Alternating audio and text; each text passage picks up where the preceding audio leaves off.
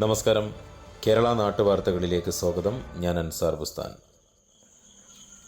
ഇന്ന് തീയതി ഓഗസ്റ്റ് 18, 2024 ഞായറാഴ്ച. കേരള നാട്ടുവാർത്തകൾ ഇന്ന് നിങ്ങളുടെ മുമ്പിലെത്തുന്നത് മലപ്പുറം ജില്ലയിലെ വളാഞ്ചേരിക്കടുത്ത് എടയൂർ മൂന്നാക്കൽ പള്ളിയുടെ മുറ്റത്ത് നിന്നുമാണ്.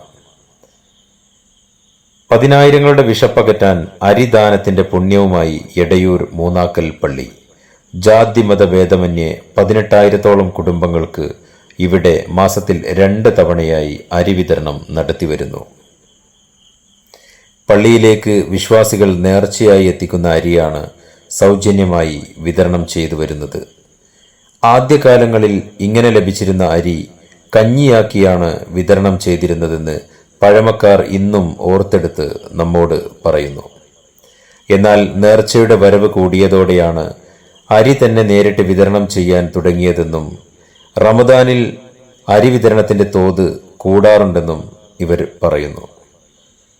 മൂന്നാക്കൽ പള്ളിയിൽ നിന്നും വിതരണം ചെയ്യുന്ന പ്രത്യേക കാർഡ് വഴിയാണ് അരി വിതരണം നടത്തുന്നത്.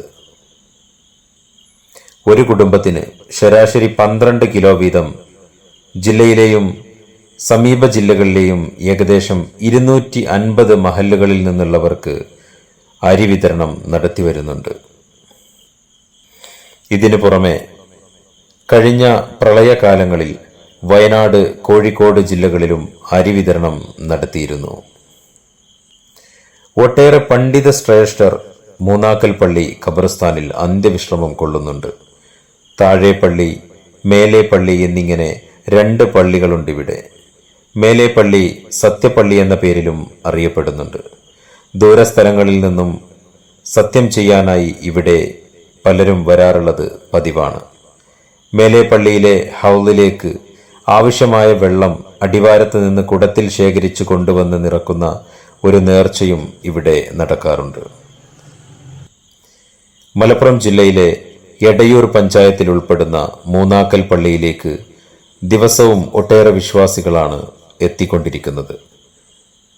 പെരിന്തൽമണ്ണ റോഡിൽ നിന്നും മൂന്നാക്കൽ പള്ളി സ്റ്റോപ്പിൽ ഇറങ്ങിയാൽ നേരിട്ട് പള്ളിയിലേക്ക് വിശ്വാസികൾക്ക് എത്തിച്ചേരാൻ കഴിയുന്നുണ്ട്. 2014 മുതൽ പള്ളിയുടെ പ്രവർത്തനം വഖഫ് ബോർഡിന്റെ നിയന്ത്രണത്തിലാണെന്നും ബന്ധപ്പെട്ടവർ അറിയിച്ചു. വളാഞ്ചേരിയിൽ നിന്നും കേരള നാട്ടുവാർത്തകൾക്ക് വേണ്ടി അൻസാർ ബുസ്താൻ. പഠിക്കുന്നത് എംപയർ കോളേജിലാണെങ്കിൽ ജോലി വെറും സ്വപ്നമാകില്ല. Empire College of Science, Moodal, Kuttippuram, Malappuram.